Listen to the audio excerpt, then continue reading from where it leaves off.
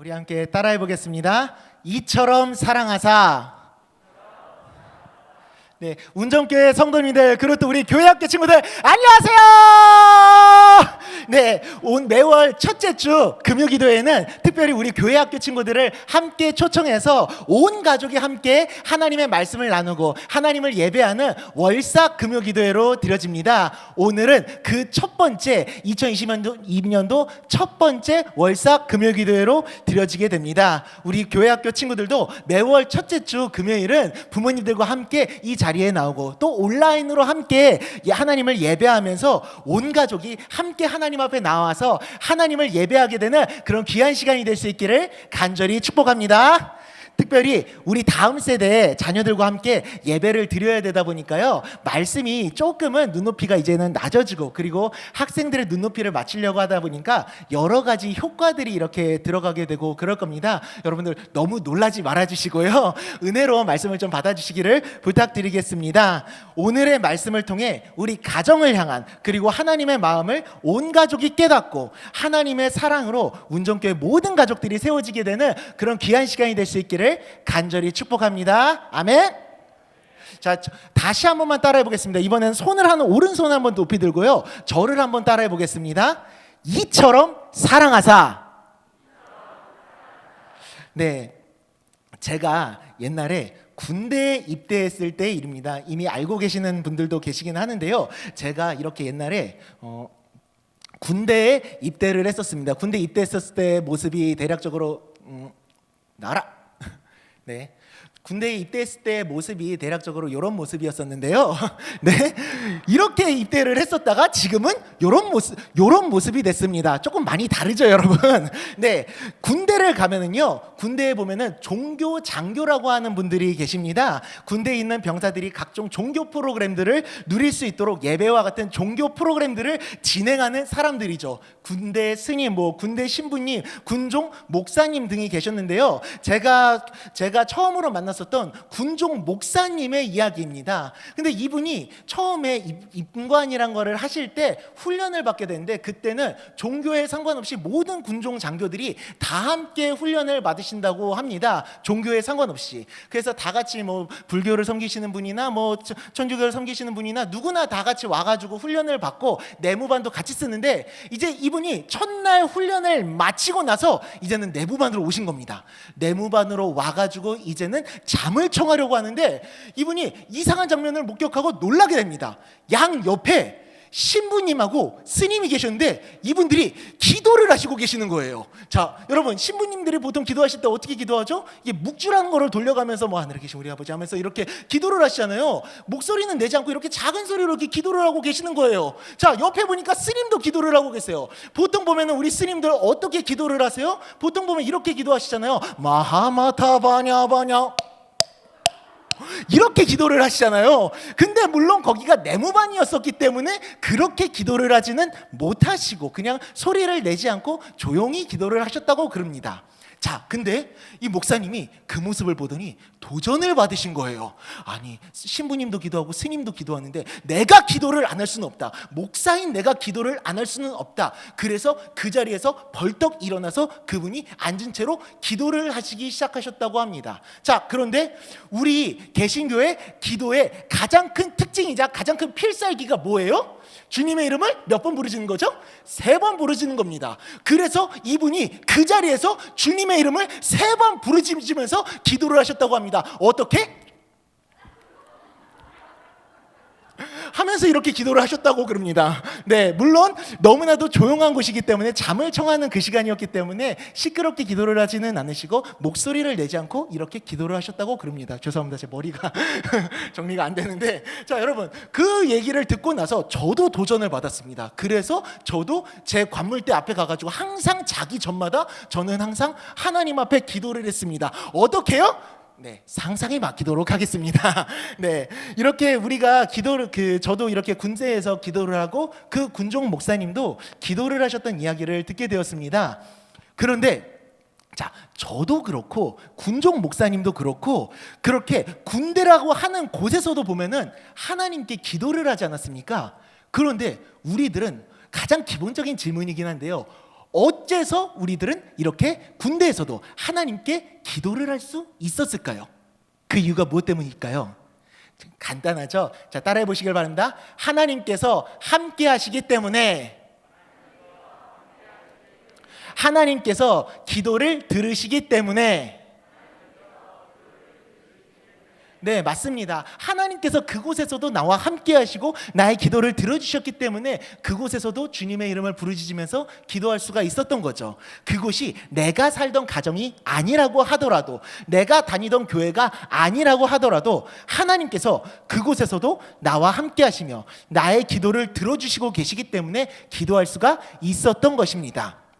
자, 그렇다면 또 한 가지 질문. 하나님은 왜 그곳에서도 나와 함께 하시고 어디에서나 우리와 함께 하시는 걸까요? 왜 하나님은 어디서나 우리와 함께 하실까? 자, 따라해 보시길 바랍니다. 우리가 하나님의 자녀이기 때문입니다. 네, 우리가 하나님의 자녀이기 때문에 그 자녀와 늘 언제나 함께 해주고 자녀의 기도, 아들이고 딸인 우리들의 기도를 하나님께서 귀를 기울이셔서 들어주시는 거죠. 자, 여러분, 그렇게 우리와 함께 해주시고 우리들이 하나님의 자녀라는 사실을 지금 나눴습니다. 근데 우리들은 어째서 하나님의 자녀인 걸까요? 우리들은 어째서 하나님의 자녀인가? 너무 쉬운 질문들만 하는 것 같죠? 자, 따라해 보겠습니다. 우리가 예수님을 믿기 때문입니다. 예수님을. 자, 요한복음 1장 12절 말씀 함께 읽어보겠습니다. 시작. 영접하는 자 곧 그 이름 자들에게는 하나님의 자녀가 되는 권세를 주셨으니. 네, 예수님을 믿는 사람들은 어떤 사람이다? 맞습니다. 예수님을 믿는다라는 말은 바로 내가 하나님의 자녀가 된다라는 것을 의미합니다. 내가 하나님의 자녀가 될 수 있는 이유는 다른 것 때문이 아닙니다. 바로 예수님을 믿는 그 믿음 때문입니다. 내가 공부를 잘하기 때문에 아닙니다. 내가 살아가는 환경이 좋기 때문에 아닙니다. 내가 박성진 목사님처럼 잘생겼기 때문에 아닙니다. 네, 어떠한 이유에 상관없이 그 어떤 이유도 아니라는 겁니다. 무엇 때문에? 바로 예수님을 믿는 그 믿음 때문에 우리가 하나님의 자녀가 된다는 것입니다. 할렐루야! 그리고 그렇다면 우리가 또 한 가지 질문을 해볼 필요가 있습니다. 하나님은 왜 우리가 하나님의 자녀가 되도록 하신 걸까요? 어째서 하나님은 우리가 하나님의 자녀가 되도록 하신 걸까요? 그 이유는 다름이 아닙니다. 따라해 보시길 바랍니다. 나를 사랑하시기 때문입니다. 나를 사랑하시기 때문입니다. 자, 요한복음 3장 16절 말씀입니다. 함께 읽겠습니다. 하나님이 세상을 이처럼 사랑하사 독생자를 주셨으니 이는 그를 믿는 자마다 멸망하지 않고 영생을 얻게 하려 하심이라. 아멘. 자, 여러분, 우리는 하나님의 자녀입니다. 우리에게 예수님을 보내주셔서 하나님께서 우리를 하나님의 자녀로 삼아주셨습니다. 바로 나를 사랑하시기 때문에. 근데 원래 우리는 하나님의 자녀라 불릴 수 없었던 어떤 존재입니까? 죄인입니다. 하나님 앞에 결코 자녀라고 불릴 수 없었던 그런 죄인이죠. 하나님의 말씀에 순종하지 못하며 살아가고, 말씀에 순종하기보다는 내 마음대로, 내 생각대로, 내 뜻대로 살아갈 때가 너무나도 많았었던 그런 죄인, 하나님 앞에 부족한 것만 투성이었던 그런 죄인입니다. 그런 좋지 못한 사람이라는 겁니다. 하나님 입장에서 보면은 결코 좋은 사람이 아니라는 겁니다. 나쁜 사람이라는 겁니다. 그런데 그런 우리들을 하나님은 어떻게 하셨다는 겁니까? 그럼에도 불구하고 우리를 사랑하셨다라는 겁니다. 내가 어떤 모습이냐가 중요한 게 아니었던 겁니다. 내가 잘났느냐, 하나님 앞에 깨끗하느냐, 이게 중요한 게 아니라 그냥 나를 있는 모습 그대로 사랑해 주셨던 겁니다. 내가 부족하고 연약한 모습, 그 모습 그대로를 남들보다 뛰어나지 못하다고 하더라도, 남들보다 앞서지 못한다고 하더라도 그럼 내 모습 그대로를 사랑해 주신 주님. 그래서 이런 찬양도 있죠. 내 모습 이대로 사랑하시네, 연약함 그대로 사랑하시네. 이런 찬양의 가사처럼 하나님은 우리들을 있는 모습 그대로, 그 모습 그대로를, 부족한 모습 그대로를 사랑해 주셨던 겁니다. 그렇게 우리를 사랑하시다 보니까 어떻게 하셨냐? 그 죄로 인해서 우리가 심판을 받기를, 멸망을 받기를 원하지 않으셨습니다. 죄로 인해서 멸망받을 수밖에 없었던, 심판을 받을 수밖에 없었던 우리가 그 멸망 그대로 있기를 원치 않으셨습니다. 그래서 그런 우리들을 어떻게 하기를 원하셨냐면은 바로 구원을 해주시기를 원하셨습니다. 그래서 이 땅에 누구를 보내셨냐면은 바로 예수님을 보내주셨던 것입니다. 나 같은 죄인을 그토록 사랑하셔가지고 그런 나를 구원해 주시기 위해서 누구를 보내주셨냐? 예수님을 보내셨고, 그분이 나를 위해서 십자가에 달려 죽으시고 부활하신 그 사랑 때문에, 그 사랑을 믿는 믿음 때문에 우리가 구원을 받고 영원한 생명을 얻은 하나님의 자녀로 살아갈 수가 있게 된 것입니다. 할렐루야. 그래서 성경이 말하는 이처럼 사랑하사라는 말은요, 바로 이런 의미를 가지고 있습니다. 이처럼 사랑하사. 이 의미는 어떤 의미를 가지고 있냐면 바로 하나님께서 나를 이렇게까지 사랑하신다, 나를 이렇게까지 사랑하시고 나를 이 정도로 사랑하신다라는 겁니다. 나의 죄를 대신해서 십자가에 달려 죽으시고 부활하실 정도로, 나의 죄를 정죄하지 아니하시고 오히려 그 죄를 대신 담당해 주실 정도로 나를 사랑하신다라는 말이 바로 이처럼 사랑하사라고 하는 말인 것입니다. 그래서 예수님은 그 십자가 위에서 우리를 향해 이렇게 말씀하시고 계시는 것입니다. 내가 너를 이렇게까지 사랑한단다. 너는 그 정도로 나에게 소중한 존재란다 라고 우리에게 말씀해 주고 계시는 것입니다. 이것이 바로 성경에 나와 있는 우리를 향한 하나님 아버지의 마음인 것입니다. 우리 같은 죄인을 사랑하시되 끝까지 사랑하셔서 우리를 포기하지 않으시고 우리를 구원하시고 하나님의 자녀로 삼아주신 그 사랑. 사랑하는 여러분, 하나님이 우리를 사랑하십니다. 그 사랑 때문에 우리가 어떤 존재가 되었습니까? 하나님의 자녀가 되었습니다. 우리는 하나님의 사랑받는 자녀입니다. 예수 그리스도의 십자가의 사랑으로 인해서 그 놀라우신 사랑을 받은 하나님의 자녀입니다. 우리 아버지 되시는 하나님의 마음을 한 단어로 표현하면 결국에는 사랑이라고 표현할 수 있습니다. 그래서 이렇게 표현하죠. God is love. 하나님은 사랑이시다 라고 따라해 보시기 바랍니다. God is love. God is love. 하나님은 사랑이시다. 사랑이시다. 네, 우리들의 삶의 중심과 모토는 다른 것이 돼서는 안 됩니다. 바로 이 사실이 되어야 됩니다. 하나님은 사랑이시다. 하나님의 사랑이시다. 우리들의 삶의 중심과 가정의 중심의 모토가 되어야 되는 것은, 우리와 나와 내 가정의 중심과 모토가 되는 것은 다른 것이 아닙니다. 하나님은 사랑이시다라는 그 사실이 되어야 됩니다. 우리가 모든 것을 잃어버리는 그 순간 속에서도 잃어버려서는 안 되는 단 한 가지 사실이 있다면은, 우리가 모든 것들을 잊어버리는 그 순간 속에서도 절대로 잊어서는 안 되는 한 가지가 있다면 그것이 무엇이냐? 바로 하나님은 사랑이시다라는 그 사실입니다. 우리를 향한 하나님의 사랑. 그리고 우리가 우리 자녀들에게 가르쳐야 될 한 가지 사실, 우리 다음 세대들에게 반드시 심겨줘야 될 한 가지 사실이 있다면 그것이 무엇이냐? 바로 하나님의 사랑인 것입니다. 우리의 가정의 중심과 목표와 방향을 아이들에게, 자녀들에게 이 하나님의 사랑을 심겨주는 것으로 맞출 수 있어야 됩니다. 교회를 다녀야 된다라고만 말씀하셔서는 안 됩니다. 예배를 드렸으니까 오케이 라고만 말씀하셔서는 안 됩니다. 이 아이들이 하나님의 사랑을 알아갈 수 있도록 계속해서 여러분들은, 부모님들은 자녀들에게 하나님의 사랑을 이야기해 주실 수 있어야 됩니다. 가르쳐 주실 수 있어야 됩니다. 우리를 위해서 십자가에 달려 죽으시고 부활하신 그 예수님의 사랑을. 그리고 거기서 끝나는 것이 아니라, 말로만 가르치는 것이 아니라 우리 자녀들에게는 무엇으로 해줘야 되냐? 삶으로 보여줄 수 있어야 됩니다. 이 아이들이 우리들의 언행과 우리들의 행동을 통해서 하나님의 사랑을 느낄 수 있도록 늘 언제나 우리들은 말과 행동에 주의를 가하고 늘 언제나 기도하며 아이들에게, 자녀들에게, 그리고 또 우리 학생들에게 본이 되는 모습들을 보여줄 수 있어야 됩니다. 그래서 우리가 예수님이 나에게 말씀하셨던 것처럼, 나에게 행동하셨던 것처럼 아이들에게 우리가 말해주고 행동해 줄 때, 그때 이 아이들은 우리들의 모습을 통해서 하나님의 사랑을 깨닫게 될 것입니다. 할렐루야.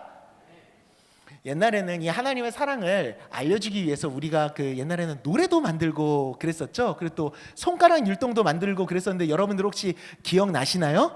제가 조금 변형을 했는데요. 우리 오랜만에 한번 해보도록 하겠습니다. 우리 친구들도 한번 꼭 따라해 주세요. 자, 하나님이 세상을 이처럼 사랑하사 독생자를 주셨으니 이는 그를 믿는 자마다 멸망하지 않고 영생을 얻게 하려 하심이라. 네, 조금 이상하게 끝났는데요. 자, 우리 한번 손가락만 한번 따라해 볼까요? 하나님이 세상을 이처럼 사랑하사 독생자를 어떻게 했다? 주셨으니 이는 그를 믿는 자마다 멸망하지 않고 영생을 얻게 하려 하심이라. 다시 한번, 하나님이 세상을 이처럼 사랑하사 독생자를 주셨으니 이는 그를 믿는 자마다 멸망하지 않고 영생을 얻게 하려 하심이라. 할렐루야. 이 아이들이 이 하나님의 크신 사랑을, 나를 위해서 십자가에 달려 죽으시고 부활하신 이 사랑을 마음 깊이 깨달아 알아갈 때 누군가의 강요가 아닌 자신의 고백으로 예수님을 나의 구주, 나의 하나님이라 고백하게 될 줄 믿습니다. 할렐루야. 그리고 그 사랑 안에서 이 아이들은 진정한 자신을 발견하게 될 것입니다. 내가 누구고 왜 이 세상에 태어났는지 아직은 알지 못한다고 할지라도 우리 아이들이 하나님의 사랑을 깨닫게 될 때 그 사랑 안에서 진정한 자신을 발견하게 되고 내가 살아가야 될 이유와 삶의 목표를 찾게 될 것입니다. 그리고 예배를 드리는 자세와 마음이 우리가 말하지 않는다고 할지라도 바뀌게 될 것이고 하나님과 동행하고 순종하는 삶을 살아가게 될 줄 믿습니다. 이것은 하나님의 사랑이 추상이 아니라 실제가 되는 것이고 남의 이야기가 아니라 나의 이야기가 돼서 이 아이들이 이제는 하나님과 동행하며 하나님과 나의 이야기를 써나가게 되는 것인 줄 믿습니다. 할렐루야. 우리가 그 하나님의 사랑을 아이들에게 부어주기를 결단하게 소망합니다. 이 아이들에게 다른 것들은 가르쳐 줄 수 없다고 할지라도, 다른 것들은 전해주지 못한다고 할지라도, 다른 것들은 심겨주지 못한다고 할지라도 이 하나님의 사랑만큼은, 예수 그리스도의 구원과 복음의 진리만큼은 아이들에게 심겨주고 가르쳐 주겠다라는 결단을 우리들이 할 수 있게 되기를 소망합니다. 할렐루야. 그래서 이런 이야기가 우리들의 이야기가 될 수 있으면 좋겠습니다. 언젠가 우리가 이야기하고 질문을 하나 나누려고 하는데요. 자, 우리가 언젠가 천국 문 앞에 가게 될 것입니다. 언젠가 천국 문 앞에서 누군가를 만나게 될 것인데 그게 누구냐? 바로 예수님을 만나게 될 것입니다. 그러더니 예수님께서 우리들을 향해서 반가워, 환영한다 아들아, 사랑하는 딸아, 보고 싶었단다 라고 말씀하실 겁니다. 그러더니 갑자기 표정이 이렇게 진지해지더니 갑자기 우리한테 뭔가를 보여줄 겁니다. 어떤 한 가지 영상을 보여줄 겁니다. 화면 속에서. 근데 그 영상은 무엇이냐? 우리가 살아가면서 알게 모르게 지었던 모든 죄들의 영상을 우리한테 보여주시는 겁니다. 그거를 다 보여주시더니 그러고 나서 우리를 향해서 갑자기 이런 질문을 하시는 겁니다. 사랑하는 누구누구야, 너가 살아가면서 이렇게 많은 죄들을 지었는데 너는 천국에 들어갈 수 있겠니? 라고 질문을 할 겁니다.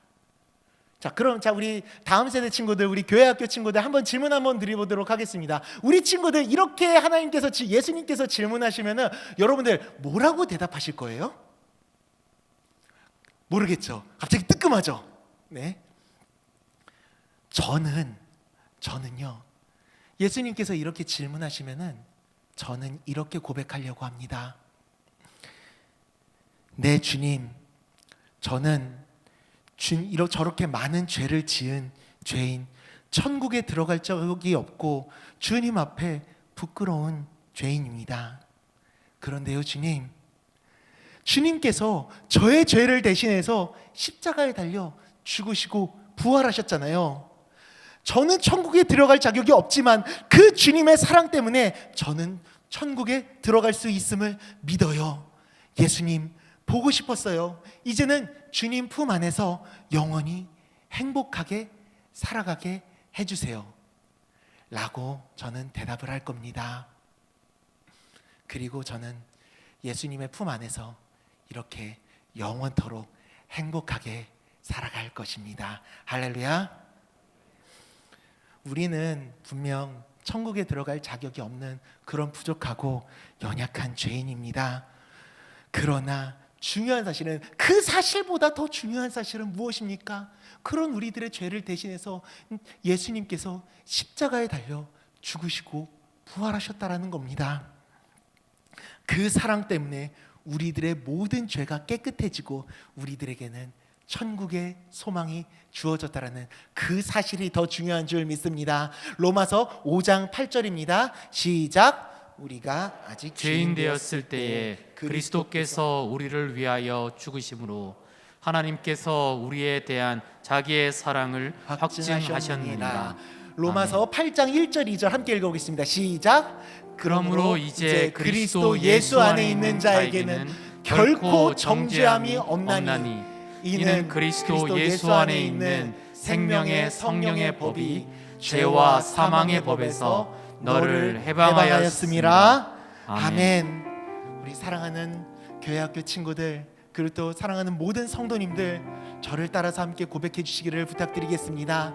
하나님이 나를 사랑하신다. 사랑하신다. 나를 위해 십자가를 지시는 것을, 십자가를 지시는 것을, 자기 생명을 바치시는 것을 바치시는 것을 아까워하지 않을 정도로 나를 사랑하신다. 나는 하나님의 사랑을 받은 하나님의 자녀다. 아멘. 이 시간 우리가 함께 이 마음을 담은 찬양을 고백하면서 우리들의 마음 가운데 잃어버리고 있었던, 무너져 있었던 그 하나님의 사랑을 다시 한번 회복하는 시간을 가졌으면 좋겠습니다. 우리 함께 이 찬양 고백했으면 좋겠습니다.